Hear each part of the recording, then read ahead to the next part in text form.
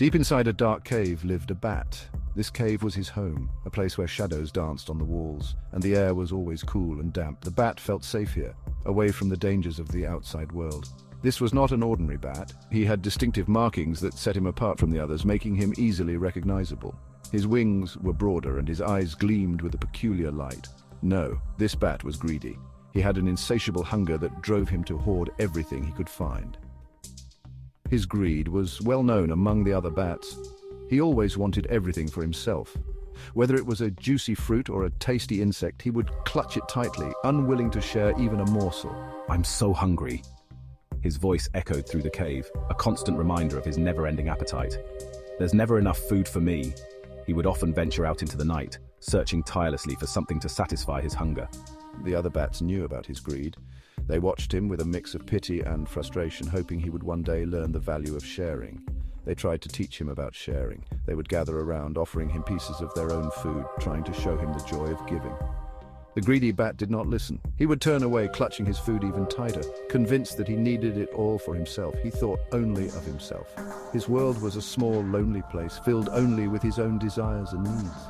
One day, the greedy bat went out to find food. The night was darker than usual, with thick clouds covering the moon and stars.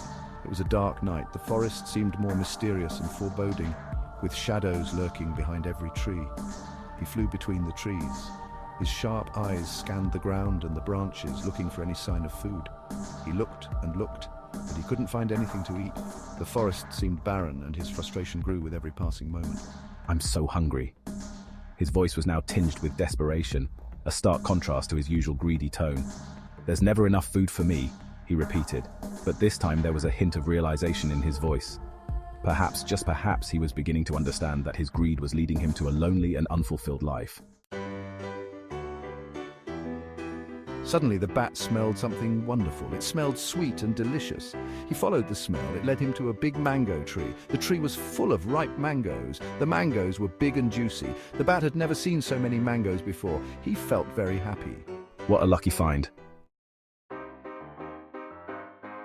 The bat landed on a branch and started to eat a mango. It was so delicious. He ate and ate until he was full, but then he had an idea, a greedy idea. "I'll take all the mangoes back to my cave. I won't share them with anyone." Just then, a little squirrel came by. He looked very tired and hungry. The squirrel saw the bat and the mangoes. "Hello, Mr. Bat. Those mangoes look delicious. Could I please have one? I'm very hungry." "Go find your own mangoes. These are all mine." The bat continued to stuff himself with mangoes. He couldn't resist the sweet, juicy fruit. Each bite was more delicious than the last, and he felt like he was in mango heaven.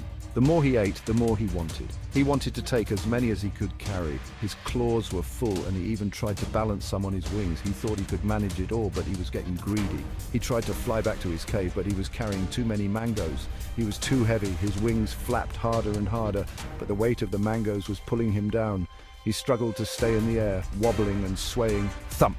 The bat fell to the ground. The impact was sudden and painful. He hadn't realized how much the extra weight would affect his flight. The ground came up fast, and he couldn't stop himself from crashing. He landed right in a hole under the mango tree. The fall had disoriented him, and he found himself in a small, dark space. The hole was hidden by the roots of the tree, making it hard to see. The hole was small and dark. The bat was stuck. He tried to wiggle free, but the more he moved, the tighter the space seemed to get. Panic set in as he realized he couldn't escape on his own. He had to find a way out before it was too late. The squirrel saw what happened. He rushed over to the hole. "Are you okay, Mr. Bat?" "I'm stuck. I can't get out." The squirrel looked around. He saw a vine hanging from the tree. He carefully climbed down the vine into the hole. He helped the bat to climb out. The bat was very grateful. He realized that the squirrel was a true friend. The bat had never experienced such kindness before. It was a moment of revelation for him, understanding the true meaning of friendship and generosity.